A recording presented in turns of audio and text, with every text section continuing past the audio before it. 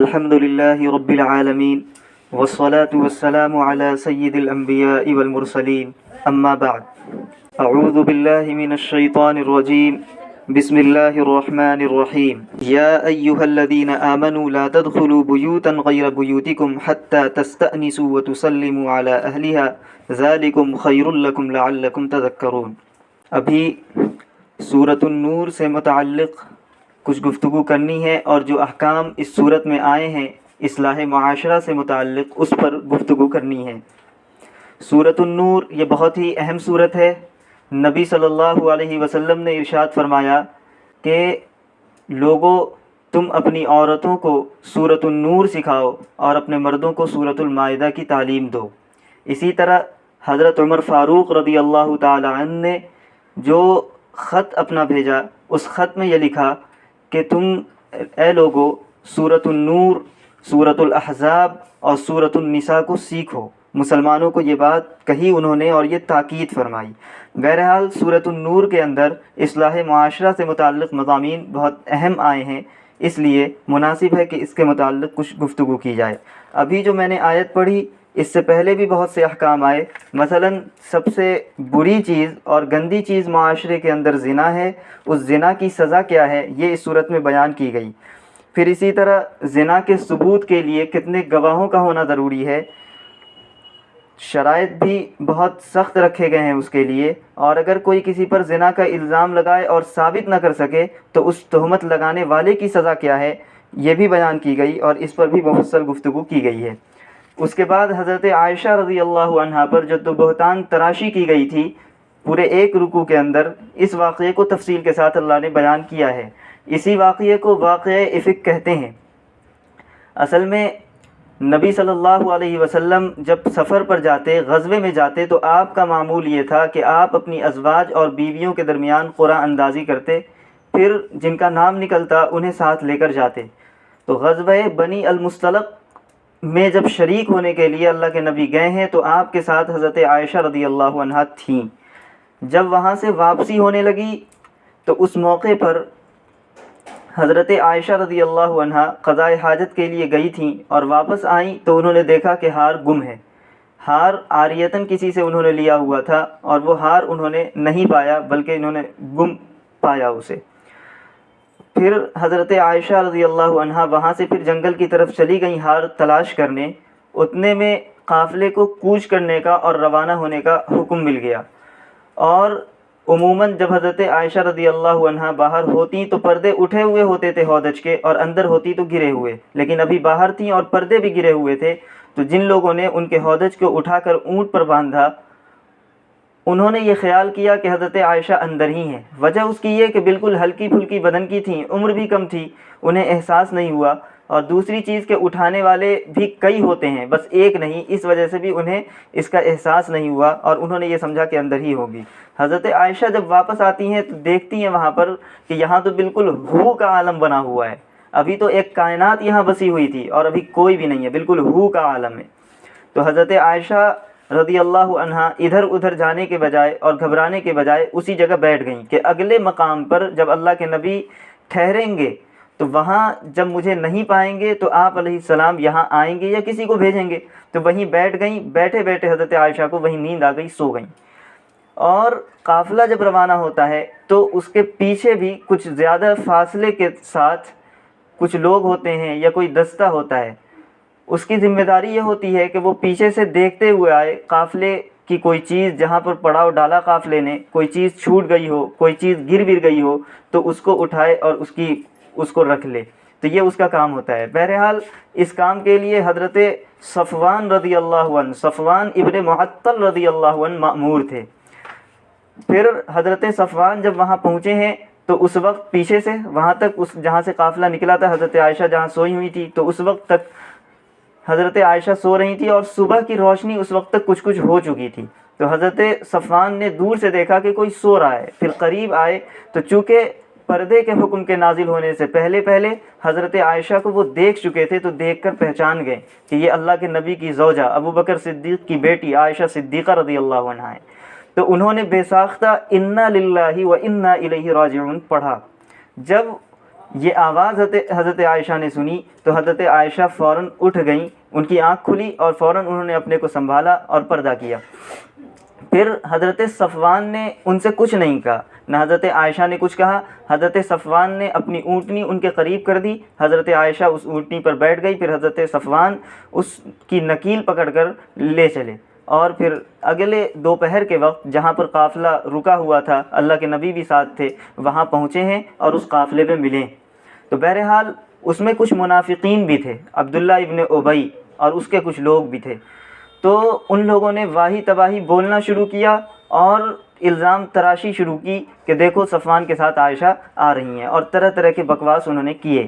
بہرحال ان چیزوں سے تکلیف تو پہنچنی تھی، ظاہر سی بات ہے، اللہ کے نبی کو، صحابہ کرام کو، مسلمانوں کو بڑی سخت تکلیف پہنچی۔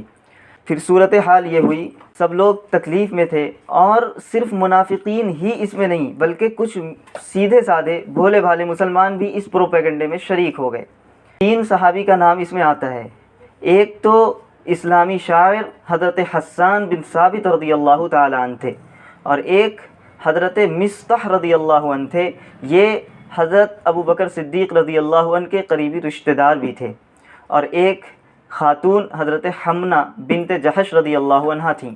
تو اب دیکھیں کہ یہ مسلمان بھی اس میں شریک ہوئے، اور پروپیگنڈا بہت ہوا، بہت سخت تکلیف کا سامنا اللہ کے نبی کو اور ان لوگوں کو کرنا پڑا۔ بہرحال حضرت عائشہ کے سلسلے میں یہ بات مشہور ہوئی۔ حضرت عائشہ جب گھر پہنچی ہیں تو پھر انہیں اس بات کا کچھ علم نہیں تھا، اور بیمار رہیں، مسلسل 1 مہینے بیمار رہیں۔ پھر جب ان کی طبیعت کچھ سنبھلی ہے تو ایک دن قضاء حاجت کے لیے وہ حضرت مصطح رضی اللہ عنہ کی ماں کے ساتھ گئیں، تو مصطح راستے میں چادر میں پھنس کر گر پڑیں۔ تو مصطح کی ماں گر گئیں تو انہوں نے اپنے بیٹے کو بد دعا دی اور کہا کہ مصطح ہلاک ہو، مصطح برباد ہو اور تباہ ہو، یہ بات کہی۔ تو حضرت عائشہ نے انہیں ٹوکا کہ بھائی وہ بدری صحابی ہیں، جنگ بدر میں اللہ کے نبی کے ساتھ شریک رہے ہیں، آپ انہیں اس طرح بد دعا کیوں دے رہی ہیں؟ تو انہوں نے کہا کہ نادان، تمہیں پتہ نہیں ہے وہ کیا باتیں تیرے متعلق کہہ رہا ہے۔ تو انہوں نے پوچھا کیا باتیں کہہ رہا ہے، تو پھر ان کی والدہ نے یہ باتیں بتائیں حضرت عائشہ رضی اللہ عنہا سے۔ بہرحال حضرت عائشہ رضی اللہ عنہا جب بیمار تھیں تو ان کو یہ احساس ضرور تھا کہ اللہ کے نبی کی طرف سے جو الفت اور رحمت کا معاملہ ہوا کرتا تھا اور جو ملاطفت کا معاملہ ہوا کرتا تھا، ابھی جو میں بیمار پڑی ہوں تو اللہ کے نبی کی طرف سے اس طرح معاملہ نہیں ہو رہا ہے، بلکہ اللہ کے نبی پوچھتے ہیں، خبر خیریت تو پوچھتے، لیکن پہلے کی طرح نہیں۔ بہرحال یہ تکلیف تھی۔ حضرت عائشہ واپس آئیں اور انہوں نے اللہ کے نبی سے اجازت لی کہ میں اپنے ماں باپ کے پاس جانا چاہتی ہوں۔ اللہ کے نبی نے اجازت دے دی۔ پھر حضرت عائشہ اپنے گھر پہنچی ہیں اور انہوں نے اپنی والدہ رومان سے یہ بات دریافت کی کہ ایسی ایسی بات سننے میں آئی ہے۔ تو انہوں نے کہا کہ دیکھو، اگر کوئی خاتون ہے اور اس کے شوہر کی کئی شادی ہے، سوکنے بھی اس خاتون کی ہیں، اور شوہر اس خاتون کو محبوب رکھتا ہے، تو پھر اس طرح کی باتیں ہوتی ہیں۔ تو بہرحال حضرت عائشہ کو یہ تو تصدیق ہو گئی اور یقین ہو گیا کہ میرے متعلق یہ گفتگو چل رہی ہے۔ تو حضرت عائشہ نے رونا شروع کیا، مسلسل 2 رات 1 دن حضرت عائشہ روتی رہی ہیں۔ پھر ادھر جب حضرت عائشہ یہاں آ گئی تو نبی صلی اللہ علیہ وسلم نے بھی تحقیقات شروع کی۔ نبی صلی اللہ علیہ وسلم نے حضرت اسامہ اور حضرت علی، یہ گھر کے بچے مانے جاتے تھے، ان سے بلا کر پوچھا کیا ہے؟ تو حضرت اسامہ نے تو کہا کہ آپ بالکل کان نہ دھریں اس طرح کی باتوں پر، وہ بالکل نیک خاتون۔ حضرت علی نے کہا، چونکہ نبی تشویش میں تھے، پریشان تھے، حضرت علی نے کہا کہ اگر آپ کو ملال ہے تو آپ کو رشتے کی کوئی کمی آپ کے لیے نہیں ہے، البتہ آپ خادمہ سے پوچھ لیں۔ تو خادمہ حضرت بریرہ سے اللہ کے نبی نے پوچھا، تو حضرت بریرہ جو خادمہ تھیں انہوں نے کہا کہ عائشہ میں کوئی عیب کی بات نہیں ہے، وہ بالکل پاک دامن اور ستھری لڑکی معلوم ہوتی ہے، البتہ ایک کمی ہے، وہ یہ کہ جب وہ چھوٹی عمر کی ہے اور جب وہ آٹا سانتی ہے، آٹا گوندتی ہے، تو پھر اس کے بعد اسے نیند آ جاتی ہے، وہ آٹا گوندھ کر سو جاتی ہے، بکری آ کے آٹا کھا جاتی ہے۔ یہ انہوں نے کہا یہ کمی ہے۔ بہرحال اور اس طرح کی کوئی کمی، کوئی ایسی بات اس میں نظر نہیں آئی۔ پھر ہم نے بتایا کہ جو سیدھے سادے مسلمان اس الزام تراشی میں شریک ہوئے تھے، انہی میں ایک خاتون حضرت حمنہ بنت جحش بھی تھیں۔ حضرت حمنہ بنت جحش یہ اللہ کے نبی کی سالی ہیں۔ حضرت زینب بنت جحش نبی صلی اللہ علیہ وسلم کی بیوی ایک ہیں، انہی کی یہ بہن ہے۔ تو حضرت زینب بنت جحش سے بھی نبی نے پوچھا کہ تمہاری بہن اس طرح کی بات، وہ بھی شریک ہے اس میں، بہرحال تم بتاؤ کیا ہے؟ تو انہوں نے بھی کہا کہ بخدا کہ عائشہ کے اندر کسی طرح کی کوئی برائی ہم نے نہیں دیکھی، وہ بالکل سیدھی سادی اور سچی پکی خاتون ہیں، یہ انہوں نے کہا۔ بہرحال اس طرح سے تحقیقات بھی نبی صلی اللہ علیہ وسلم نے کی۔ پھر اس کے بعد نبی صلی اللہ علیہ وسلم ممبر پر مسجد نبوی میں تشریف لائے اور خطبہ دیا نبی صلی اللہ علیہ وسلم نے۔ اس کے بعد کہا کہ مجھے کون اس شخص کے حملے سے بچائے گا جو مجھے اپنے گھر والوں کے بارے میں تکلیف دے رہا ہے۔ تو پھر اس موقع پر اصل میں مدینے میں دو قبیلے تھے، ایک خزرج اور ایک اوس۔ تو قبیلہ اوس کے جو سردار تھے وہ کھڑے ہوئے اور انہوں نے کھڑے ہو کر کہا اللہ کے نبی آپ کہیں اگر وہ میرے قبیلے میں سے ہوگا تو میں اس کی گردن اڑا دوں گا۔ پھر اس کے بعد کہا دوسرے قبیلے کا نام لے کر، خزرج کا، کہ اگر اس قبیلے سے ہوا تو آپ حکم دیں، ہم آپ کے حکم کے منتظر ہیں، جیسا آپ کہیں گے ویسا ہوگا۔ تو اس قبیلے کے جو سردار تھے وہ کھڑے ہو گئے اور انہوں نے کہا تم جھوٹ کہتے ہو، تم نہیں قتل کر سکتے، نہیں مار سکتے۔ تو پھر ان کے چچا زاد بھائی کھڑے ہو گئے اور انہوں نے کہا کہ تم منافق ہو اور منافقوں کا ساتھ دے رہے ہو، منافقوں کی حمایت کر رہے ہو۔ بہرحال معاملہ بہت آگے بڑھ رہا تھا۔ اللہ کے نبی نے پھر اس کو کنٹرول کیا اور بہت ہی سلجھایا مسئلے کو۔ اس کے بعد وہاں سے نکلے اور ابو بکر صدیق رضی اللہ عنہ کے گھر آئے اور وہاں حضرت عائشہ سے انہوں نے پوچھا کہ اس طرح کی باتیں سننے میں مل رہی ہیں، کیا بات ہے؟ تو حضرت عائشہ نے کہا یہ باتیں سنتے سنتے اس طرح آپ لوگوں کے دلوں میں بیٹھ چکی ہے کہ اب میں اگر کہوں کہ میں بری ہوں، میری غلطی کچھ بھی نہیں ہے اور بالکل غلطی سرزد نہیں ہوئی، بالکل بری ہوں اور یہ بالکل بے بنیاد اور غلط باتیں چل رہی ہیں، تو آپ لوگوں کو اس کا یقین نہیں آئے گا۔ اور اگر میں اقرار کر لوں جرم کا تو اللہ میرا جانتا ہے کہ میں اس سے بری ہوں۔ تو بہرحال یہ بات ہوئی۔ اس کے بعد حضرت عائشہ وہاں سے ہٹ گئیں اور جا کر دوسری جگہ پر لیٹ گئیں، دوسری طرف منہ کر کے۔ اسی دوران نبی صلی اللہ علیہ وسلم پر وحی کا نزول ہونے لگا اور یہ 10 آیتیں نازل ہوئی ہیں اس کی حضرت عائشہ رضی اللہ عنہ کی براءت میں، جس میں صاف کہا گیا ہے کہ اس طرح کی باتیں جو کر رہے ہیں بالکل غلط اور بے بنیاد ہے، عائشہ بالکل بری اور پاک دامن عورت ہیں۔ اب دیکھیں، اور پھر یہ بھی کہا گیا کہ اس واقعے کو تم برا نہ سمجھو، اس میں خیر بھی ہے۔ خیر کیسے ہے؟ کئی پہلو ہیں اس کے، ایک یہ بھی ہے کہ اب دیکھو حضرت عائشہ کی پاک دامنی اور ان کی عفت کا چرچا قیامت تک رہے گا اور قرآن کریم میں اللہ نے اتار دیا ہے اور اس سے کئی ایک سبق بھی ملا۔ بہرحال تو اس واقعے کا بھی اس کے اندر تذکرہ اس صورت میں ہے۔ اور پھر آگے چل کر معاشرے کے اندر برائی کے جو اسباب ہوتے ہیں اس پر بھی کچھ روشنی ڈالی گئی ہے۔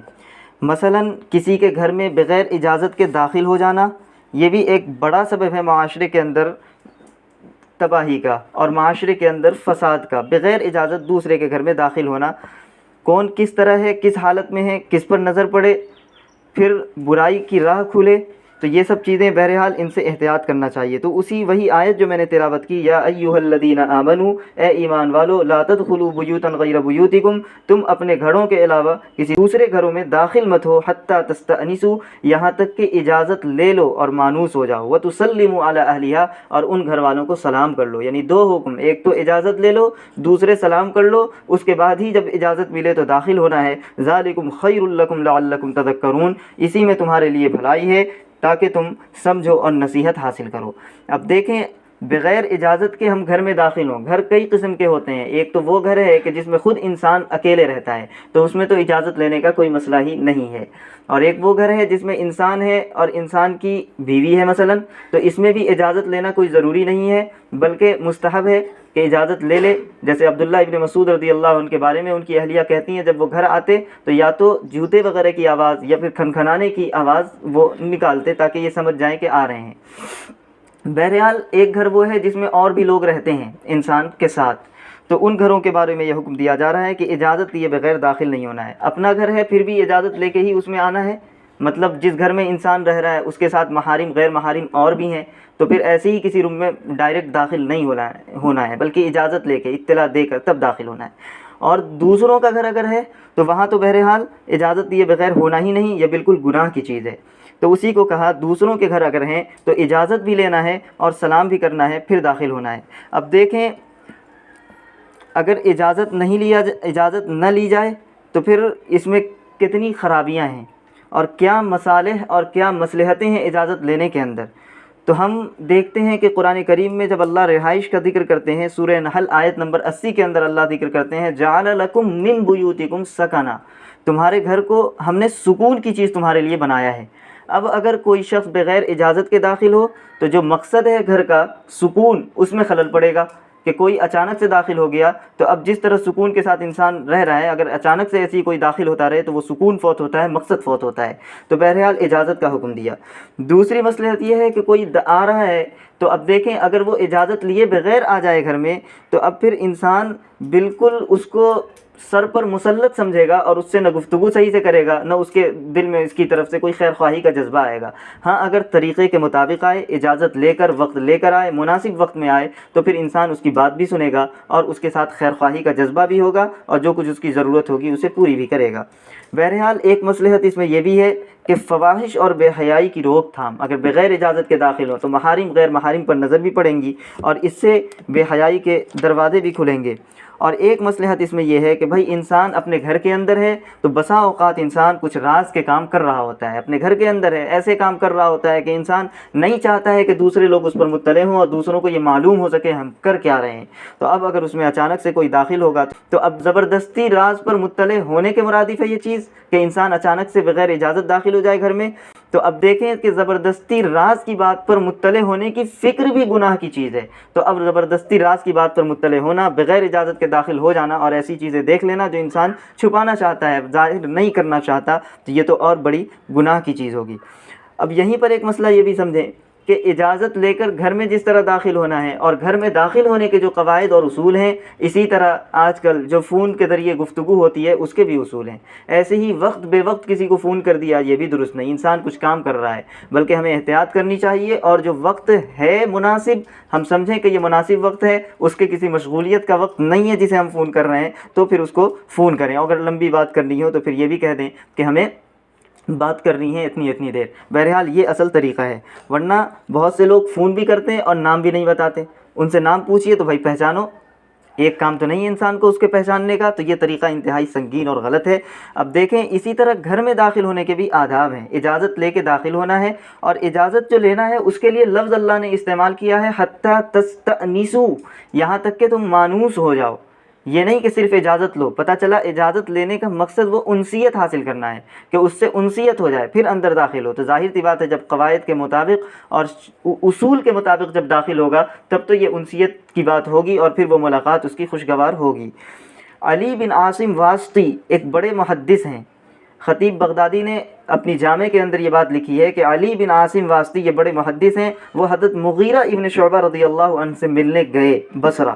جب بصرے میں ان سے ملنے گئے مغیرہ ابن شعبہ سے، تو حضرت مغیرہ ابن شعبہ نے پوچھا کون؟ باہر دستک دی انہوں نے، تو انہوں نے کہا انا کا ترجمہ ہوتا ہے میں، انہوں نے کہا میں ہوں۔ تو پھر حضرت مغیرہ ابن شعبہ رضی اللہ عنہ نے کہا کہ میرے ساتھیوں میں انا نام کا تو کوئی نہیں ہے، میں تو کسی کا نام نہیں ہے میرے ساتھیوں میں، پھر تم کیسے آ گئے میں نام کے ہو؟ تو مطلب یہ ہے کہ نام بتانا چاہیے، تعارف کرانا چاہیے، میں سے واضح نہیں ہوتا ہے۔ پھر حضرت مغیرہ ابن شعبہ رضی اللہ عنہ نے ان کو علی بن عاصم واسطی کو ایک حدیث سنائی حضرت جابر رضی اللہ عنہ کی، کہ حضرت جابر رضی اللہ عنہ نبی صلی اللہ علیہ وسلم سے ملنے گئے، نبی صلی اللہ علیہ وسلم کے پاس دستک دی، کھٹکھٹایا، تو نبی صلی اللہ علیہ وسلم نے پوچھا من، کون ہے؟ تو حضرت جابر نے کہا انا، میں ہوں۔ تو پھر نبی صلی اللہ علیہ وسلم نے کہا انا یہ میں کیا ہوتا ہے، میں کیا ہوتا ہے؟ تو پھر انہوں نے نام بتایا، نبی صلی اللہ علیہ وسلم ان کو تعلیم دی کہ بھائی یہ ناپسندیدہ چیز ہے، میں نہیں بتاؤ بلکہ نام بتاؤ، کہ خواہ مخواہ انسان تشویش میں مبتلا نہیں ہو، یہ تو اس کا خیال کرنا چاہیے۔ اسی طرح یہ طریقہ ہے حضرت عمر رضی اللہ عنہ کا طریقہ کار بھی یہ لکھا ہے کہ جب اللہ کے نبی کے پاس آتے تو وہ کہتے السلام علی رسول اللہ، السلام علیکم ایدخل عمر، وہ کہتے تھے سلامتی ہو اللہ کے رسول آپ پر۔ پھر وہ پوچھتے تھے کیا عمر داخل ہو جائے، عمر آنا چاہتا ہے آ جائے، تو وہ اس طرح اپنا تعارف کرواتے اور اجازت لیتے تھے۔ حضرت ابو موسیٰ اشعری رضی اللہ عنہ حضرت عمر رضی اللہ عنہ سے ملنے گئے تو انہوں نے اپنا پورا تعارف کرایا۔ حضرت ابو موسیٰ اشعری نے کہا السلام علیکم ھذا ابو موسیٰ، سلامتی ہو آپ پر، ابو موسیٰ ہوں میں۔ السلام علیکم ھذا الاشعری، سلامتی ہو میں اشعری ہوں، یعنی پورا تعارف کرایا۔ ہو سکتا ہے ابو موسیٰ نام کے اور بھی لوگ ہوں، اس لیے پورا تعارف کرایا تاکہ کسی طرح کی تشویش نہ رہے اور بالکل واضح ہو جائے کہ یہ کون ہے۔ بہرحال گھر میں داخل ہونے کے یہ طریقے، یہ مرد اور عورتوں دونوں کے لیے یہی حکم ہے کہ جب دوسروں کے گھروں میں آئیں تو اجازت لے کر آئیں، اور اگر پوچھا جائے اندر سے کہ کون ہے تو پھر اپنا تعارف بھی کروا دیں۔ اور اگر کسی وقت یہ کہا جائے کہ ابھی ملاقات نہیں ہو سکتی، عذر ہے، تو پھر اس کو برا نہیں ماننا چاہیے اور واپس بھی ہو جانا چاہیے۔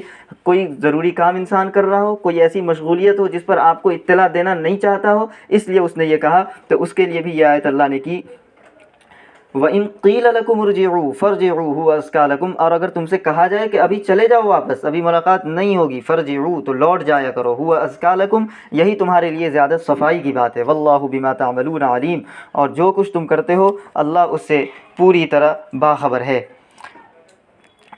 تو بہرحال یہ ملاقات سے متعلق، کسی کے گھر میں آنے سے متعلق یہ احکام دیے گئے ہیں۔ اسی طرح آگے آیتوں کے اندر یہ بات بھی بتائی گئی کہ بھائی ایک گھر یہ بھی ہے کہ جو عام گھر ہوتا ہے، یعنی کسی کا رہائشی گھر نہیں ہے، اس کے اندر سارے لوگوں کے ضرورت کے سامان ہیں۔ مثلاً ہم لے لیں ریلوے اسٹیشن ہے، ہر کوئی آتے جاتے ہیں، تو وہاں پھر اجازت لینے کی ضرورت نہیں ہے۔ اسی طرح مسجد ہے، خانقاہ ہے، تو یہاں بھی اجازت لینے کی ضرورت نہیں ہوتی ہے۔ لیس علیکم جناح ان تدخلوا بیوتا غیر مسکونۃ فیہا متاع لکم، کہ بھائی جو گھر غیر رہائشی ہیں اس میں لوگ نہیں رہتے، وہاں داخل ہونے میں تمہارے لیے کوئی گناہ نہیں ہے۔ واللہ یعلم ما تبدون وما تکتمون اور جو کچھ تم ظاہر کرتے ہو اور جسے تم چھپاتے ہو اللہ اس سے پوری طرح باخبر ہے۔ تو بہرحال ہم نے اس کی مصلحتیں بتائیں۔ اگر بغیر اجازت انسان کسی کے گھر میں داخل ہوگا تو اس سے فواحش بھی پھیل سکتی ہیں، اور اجازت لے کے داخل ہوگا تو فواحش کی روک تھام بھی اس سے ہوگی۔ اسی طرح معاشرے کے اندر فساد اور فواحش کے پھیلنے کا ایک بڑا سبب ہے نگاہ، تو اس کی حفاظت کا بھی حکم اس صورت میں دیا گیا۔ قل للمؤمنین یغضوا من ابصارہم ویحفظوا فروجہم، آپ ایمان والے مردوں سے کہہ دیجئے کہ وہ اپنی نگاہیں نیچی رکھیں اور اپنی شرمگاہوں کی حفاظت کریں۔ پھر آگے ہے قل للمؤمنات یغضضن، کہ بھائی عورتوں کو عموماً خطاب کیا جاتا ہے تو مردوں کو اصلاً خطاب کیا جاتا ہے، ان کے ضمن میں عورتیں بھی آ جاتی ہیں۔ ہر جگہ الگ الگ ذکر نہیں کیا جاتا، لیکن یہ حکم اتنا اہم ہے کہ مردوں کا اس طرح ذکر کیا۔ پھر اسی طرح عورتوں کے لیے الگ آیت، قل للمؤمنات یغضضن، آپ ایمان والی عورتوں سے بھی کہہ دیں یغضضن من ابصارہن، وہ بھی اپنی نگاہیں نیچی رکھیں، ویحفظن فروجہن اور اپنی شرمگاہوں کی حفاظت کریں، نگاہیں نیچی رکھنی ہیں دونوں کو۔ پھر آگے ہے ولا یبدین زینتہن، اور اپنی زینت کو ظاہر نہ کریں عورتیں، الا ما ظہر منہا، مگر جو اس میں سے خود بخود ظاہر ہو جائے، زینت کی جو چیزیں خود بخود ظاہر ہو جائیں۔ اب یہ استثناء جو کیا گیا کہ عورتیں اپنی زینت کو ظاہر نہ کریں مگر جو خود ظاہر ہو جائیں، تو اس کا کیا مطلب ہے جس کا استثناء کیا گیا کہ جس کے ظاہر ہونے میں کوئی حرج نہیں ہے؟ تو اس کے اندر حضرت عبداللہ ابن عباس رضی اللہ عنہ اور حضرت عبداللہ ابن مسعود رضی اللہ عنہ دونوں نے الگ الگ تفسیر کی ہے۔ حضرت عبداللہ ابن عباس کی تو یہ تفسیر ہے کہ جو خود ظاہر ہو جائیں، یعنی عورتیں جو اپنے کپڑوں کے اوپر کپڑا ڈالتی ہیں اپنے کپڑے کو اور زینت کو چھپانے کے لیے، وہ ظاہر سی بات ہے وہ تو ظاہر ہوگا۔ مثلاً بڑی چادر عورتیں اپنے کپڑے کے اوپر ڈال لیں، برقع اور نقاب پہن لیں، تو ان کے ظاہر ہونے میں کوئی گناہ نہیں ہے۔ پھر لیکن عبداللہ ابن مسعود رضی اللہ عنہ وہ کہتے ہیں کہ نہیں، مگر جو خود ظاہر ہو جائیں، اس سے مراد چہرہ ہے کہ چہرہ، اور اسی طرح ہاتھ ہے، یعنی یہ ہتھیلی وغیرہ، یہ ہاتھ اور چہرہ یہ مراد ہے، لیکن پیر بھی اس میں لاحق کیا گیا ہے، قیاس کر کے اس میں لاحق فقہا نے کیا ہے اس کو۔ بہرحال اس کے ظاہر ہونے میں کوئی حرج نہیں ہے، باقی پردہ کرنا چاہیے۔ پھر آگے 12 طرح کے لوگوں سے یہ استثناء کیا گیا ہے کہ یہ 12 طرح کے لوگ ایسے ہیں، 12 کہ ان کے سامنے اگر چہرہ اور اسی طرح انسان کے کچھ اعضاء ظاہر ہو جائیں تو اس میں کوئی حرج نہیں ہے۔ وہ 12 لوگ کون ہیں؟ تو وہ کہا گیا ہے کہ وہ شوہر ہیں اور خود عورتوں کے باپ ہیں اور ان کے سسر ہیں، اور اسی طرح عورتوں کے بیٹے یا اسی طرح ان کے شوہروں کے بیٹے جو دوسری بیویوں سے ہوں، یا اسی طرح عورتوں کے بھائی، ان کے بھائی کے بیٹے، یا اسی طرح عورتوں کے بہن کے بیٹے، یا مسلمان عورتیں یا پھر باندیاں ہوں۔ یہ ہے کہ ایسے لوگ جو گھر میں کام کاج کرتے ہیں اور عقل وقل نہیں رکھتے، ایسے ہی کھانے پینے کے لیے اور ایسے پڑے رہتے ہیں، مرد اور عورتوں کے معاملات سے واقف نہیں ہیں، تو ان کے سامنے بھی ظاہر ہو سکتی ہیں۔ اور اسی طرح کہا کہ وہ بچے جو ابھی عورتوں کے معاملات پر ظاہر مطلع نہیں ہوئے ہیں، وہ بچے بھی آ جا سکتے ہیں۔ اور اسی طرح اس صورت میں مزید کئی سارے احکام دیے گئے ہیں۔ شادی کرنے کی ترغیب بھی دی گئی ہے کہ شادی نہ کرنا اور دیر کرنا، اس میں یہ بھی فواحش کے پھیلنے کا ایک بڑا سبب ہے۔ اور پھر اللہ تعالیٰ کے نور کے سلسلے میں بھی آیتیں آئی ہیں، اللہ نور السماوات والارض، اللہ آسمانوں کا اور زمین کا نور ہے۔ اور پھر اس نور کی مثال دی گئی، اس کو سمجھایا گیا کہ کیا ہے، مثل نورہ، اللہ کے نور کی مثال ایسی ہے، کمشکات فیہا مصباح، جیسے ایک تاقچہ ہو اس کے اندر ایک چراغ ہو، المصباح فی زجاجہ، اور چراغ بھی کہاں ہو تو وہ بالکل قندیل میں ہو، شیشے میں ہو، الزجاجۃ، اور شیشہ بھی کیسا ہو، کأنہا کوکب دری، بالکل چمکتا ہوا ستارہ، یعنی بالکل سفید کانچ ہو اور بالکل چمک رہا ہو. یوقد من شجرۃ، اور یہ چراغ بھی جو جلایا گیا تو کیسے تیل سے؟ تو کہتے ہیں زیتون کے تیل سے جلایا گیا ہو. اور یہ زیتون کا پھل جو ہو کہ جس سے یہ تیل نکالا گیا، تو یہ زیتون کا درخت جو ہے تو اس کے مشرقی جانب اور مغربی جانب کوئی دوسرا درخت نہ ہو، تاکہ دھوپ اس پر پوری پڑے، اور پھر پھل بالکل اچھی طرح اس کے ہوں اور تیل بالکل عمدہ. تو بالکل عمدہ تیل زیتون کا جو پھل ہوتا ہے اس کا بیج، تو اسی بیج سے یہ تیل نکلتا ہے، بہت ہی عمدہ تیل ہوتا ہے. اس سے یہ کھانا پکانے میں بھی کام آتا ہے، بدن پر لگانے میں بھی کام آتا ہے، اور سالن کے طور پر بھی اس کا استعمال کیا جاتا ہے، اور چراغ جلانے میں بھی کام آتا ہے. اور زیادہ دھواں اگر اس سے چراغ جلایا جائے تو اس میں دھواں بھی بہت کم ہوتا ہے. بہرحال ایسے عمدہ تیل سے چراغ جلا، اور وہ چراغ بھی جو جلا ہے ایسے عمدہ تیل سے، وہ ایک شیشے کے اندر ہے، شیشے کے اندر. اب دیکھیں جب شیشہ بالکل سفید چمکدار تو اس سے روشنی اور پھیلے گی.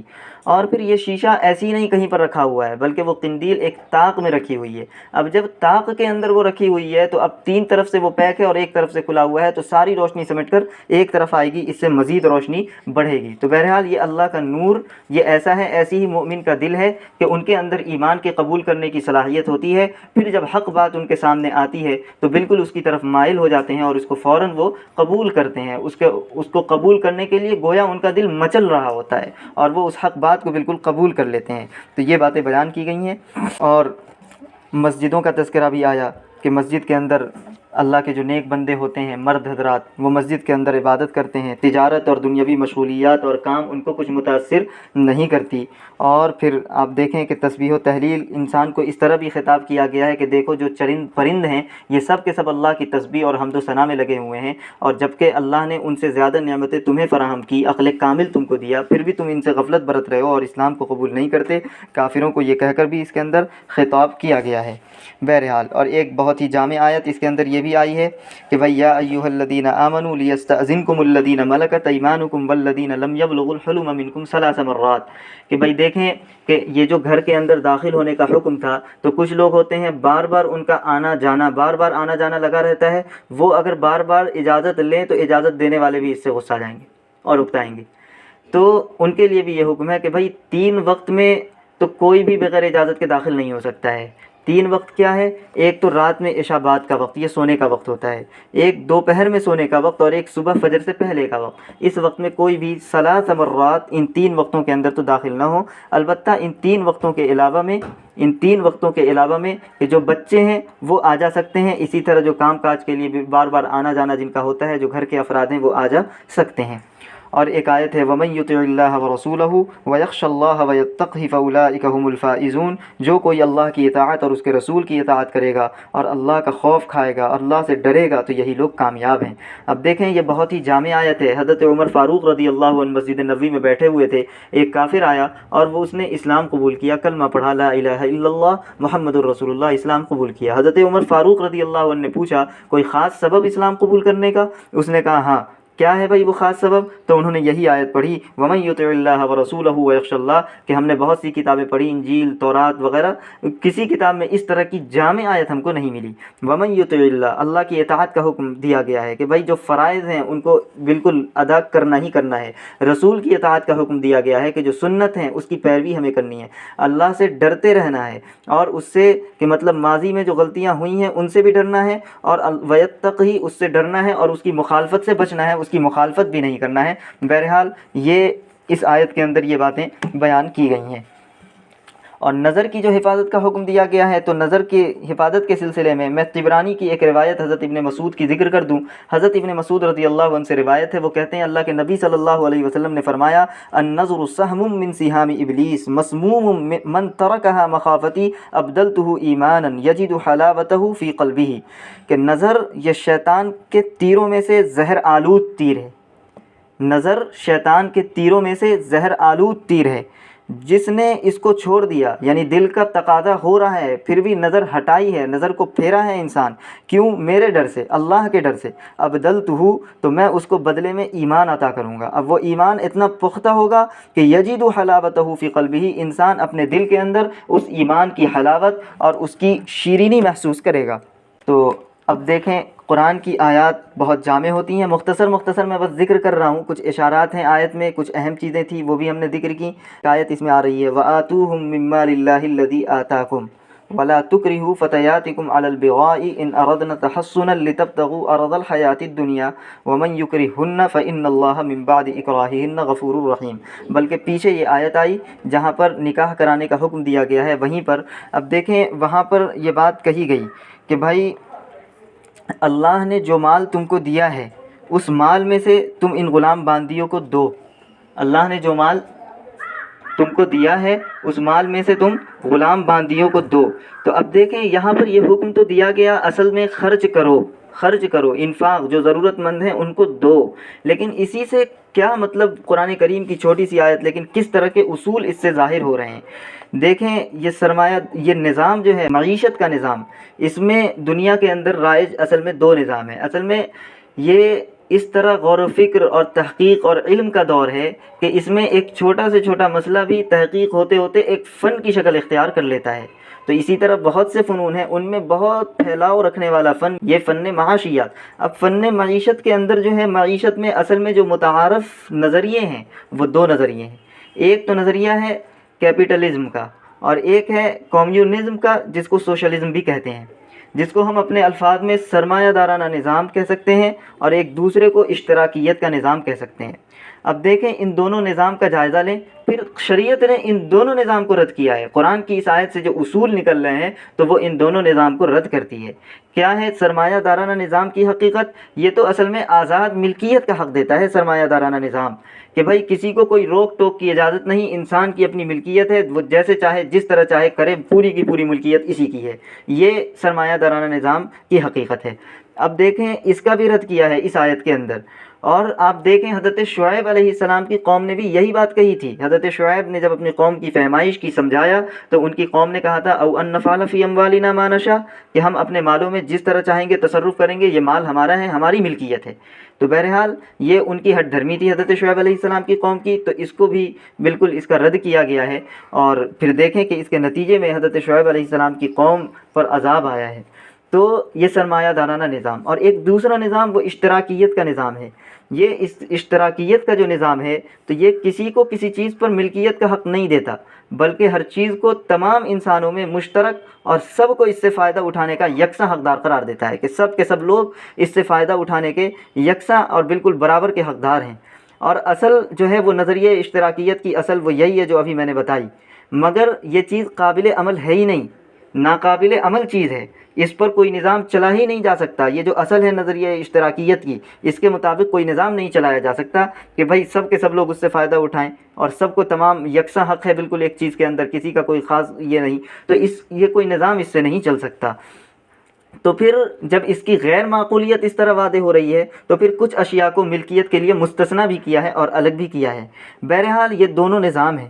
قرآن کریم نے ان دونوں نظام کو رد کیا ہے, اور قرآن کریم اصل میں یہ اصول بتا رہا ہے. وَآتُوهُم مِّن مَّالِ اللَّهِ الَّذِي آتَاكُمْ, اس کے اندر یہ اصول بتا دیا قرآن نے کہ کائنات کی ہر چیز دراصل اللہ کی ملک ہے. وَآتُوهُم, تم لوگوں کو دو, مِّن مَّالِ اللَّهِ الَّذِي, اللہ کے مال میں سے جو مال اللہ کا ہے اور اللہ نے تم کو دیا ہے. یہ آیت کا ترجمہ ہو رہا ہے, مال اللہ کا ہے اور دیا تم کو اللہ نے ہے, ان میں سے تم خرچ کرو کیونکہ تمہیں بھی تو ملکیت دی. تو اب دیکھیں اصل میں یہ اصول بتا دیا کہ کائنات کی ہر چیز دراصل اللہ ہی کی ملک ہے, اللہ کی ملک ہے, لیکن خاص قانون کے تحت انسان کو اللہ نے ملکیت عطا فرمائی ہے. اب جن چیزوں کا مالک انسان بنایا گیا تو اب اس میں ملکیت تو ہو گئی انسان کی. تو اب دیکھیں پھر اس کا طریقہ کار کہ جن چیزوں کا مالک انسان بنایا گیا ہے اس میں انسان کی اجازت کے بغیر کوئی دوسرا انسان تصرف نہیں کر سکتا, بلا اجازت اس کے اندر تصرف نہیں کر سکتا ہے. تو ایک تو اس کا ہے کہ بھائی بلا اجازت دوسرا اس کے اندر تصرف نہیں کر سکتا ہے, اس کو بالکل حرام قرار دیا کہ کسی کی چیز کو بغیر اجازت کو استعمال کرے, یہ بالکل ممنوع اور حرام ہے شریعت کے اندر. لیکن پھر یہ بھی کہ انسان کو آزاد ملکیت نہیں دے دی, بالکل آزاد ملکیت اللہ نے نہیں دی، بلکہ وہ ملکیت خاص قانون کے تحت دی ہے کہ بھائی انسان بالکل آزاد نہیں ہے کہ وہ مال جس طرح چاہے کمائے، چاہے حلال طریقے ہوں یا حرام طریقے، نہیں، حلال طریقے کمانے کے ہونے چاہیے، حرام طریقے سے بچنا ہے، یہ قانون دیا ہے۔ پھر اسی طرح جہاں چاہے استعمال کرے، مال انسان کا اپنا ہے کہ نہیں، جو حلال اور جائز جگہیں اور مقامات ہیں وہاں انسان استعمال کرے گا، اور جو حرام جگہیں ہیں، حرام مواقع ہیں، غلط اس کے استعمال کی جگہ ہیں، وہاں استعمال نہیں کرنا ہے۔ تو اب دیکھیں کہ یہ دونوں نظام کو رد کیا، اور ایک یہ نظام اسلام نے پیش کیا اور یہ اصول بتایا کہ اصل میں دیکھو، اصل میں یہ چیزیں جو دی ہوئی ہیں در حقیقت وہ سب اللہ کی ملک ہیں، ملک تو اللہ کی ہیں، لیکن اللہ نے خاص قانون کے تحت انسان کو ملکیت عطا کی۔ جب انسان کو خاص قانون کے تحت اللہ نے ملکیت عطا کی ہے، خاص قانون کے تحت، تو اب پھر اس میں سے بھی خرچ کرنا ہے، لیکن بالکل آزادانہ نہیں، بالکل آزادانہ نہیں، بلکہ ایک قانون کے تحت اور قانون کے دائرے میں رہ کر اس کو خرچ کرنا ہے۔ تو بہرحال یہ سب دیکھیں آیتوں کے کس طرح کہ اصل تو مقصد ہے اس آیت کے بیان کرنے کا کہ بھئی تم خرچ کرو لوگوں پر، جو ضرورت مند ہے ان پر خرچ کرو، یہ مقصد ہے اصل میں۔ لیکن اس طرح کے اصول بھی طرح طرح قرآن کی کئی آیتوں سے اس طرح کے اصول نکلتے ہیں۔ بہرحال اس صورت کے اندر یہ بہت ہی اہم صورت ہے، اس کے اندر بالخصوص ہم نے کہا پردے کے احکام آئے ہیں، پھر اسی طرح نظر نیچے رکھنے کے احکام آئے ہیں، پھر کچھ حدود اور اسلامی سزاؤں کا بیان آیا ہے، زنا کی سزا کیا ہے، پھر کوئی کسی پر تہمت لگائے زنا کی، اس کی سزا کیا ہے، اس کا بیان آیا، اور پھر آگے چل کر قل اطیعوا اللہ و اطیعوا الرسول، آپ کہیے کہ اللہ کی اطاعت کرو، رسول کی اطاعت کرو، یہ باتیں آئیں۔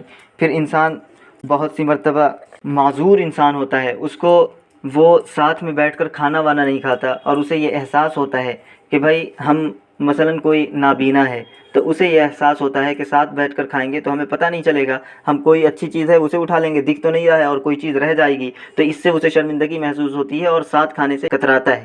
اسی طرح کوئی لنگڑا ہے تو وہ ساتھ میں نہیں کھائے گا بیٹھ کر، وہ یہ سوچتا ہے کہ بھئی ہم معذور ہیں، بیمار ہیں، تو لوگوں کو ہم سے کلفت ہوگی، تکلیف ہوگی، اس طرح بستے ہیں۔ تو بہرحال یہ کہا لیس علی الاعمی حرج ولا علی الاعرج حرج، کہ نہ تو اندھے پر کوئی گناہ ہے اور حرج ہے نہ لنگڑے پر، ولا علی المریض حرج، نہ کسی بیمار پر، ولا علی انفسکم، اور نہ خود تم پر، ان تاکلوا من بیوتکم، کہ اپنے گھروں سے کھاؤ، او بیوت آبائکم، اور اپنے باپ دادوں کے گھروں سے کھاؤ، او بیوت امہاتکم، اپنے ماؤں کے گھروں سے کھاؤ، او بیوت اخوانکم، اپنے بھائیوں کے گھروں سے کھاؤ، او بیوت اخواتکم، اپنی بہنوں کے گھروں سے کھاؤ، او بیوت اعمامکم، اپنے چچاؤں کے گھروں سے کھاؤ، او بیوت عماتکم، اپنی پھوپھیوں کے گھروں سے کھاؤ، او بیوت اخوالکم، او بیوت خالاتکم، اور اپنے ماموں اور اپنے خالاؤں کے گھروں سے کھاؤ، یا یہ کہ او ما ملکتم مفاتحہ او صدیقکم، یا یہ کہ جن گھروں کے چابی کے تم مالک ہو۔ تو یہ کہا۔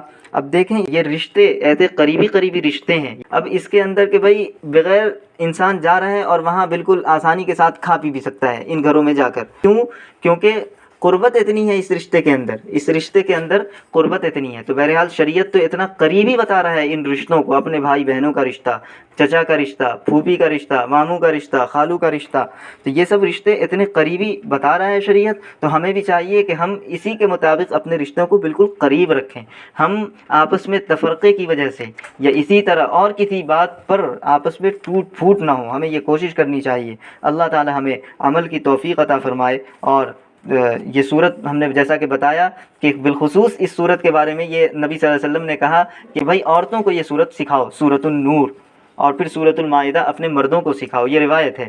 تو لہٰذا اس صورت کے اندر جو تعلیمات دی گئی ہیں اسے ہمیں بالکل پلے باندھ لینی چاہیے اور اپنے معمول میں اس کو داخل کر لینا چاہیے۔ پردے کے احکام ہیں، نظر کے احکام ہیں، اور بھی جو چیزیں گھروں میں داخل ہونے کے آداب اور گھروں میں داخل ہونے کے جو طریقے سکھلائے گئے ہیں، تو اللہ تعالی ہمیں عمل کی توفیق مرحمت فرمائے۔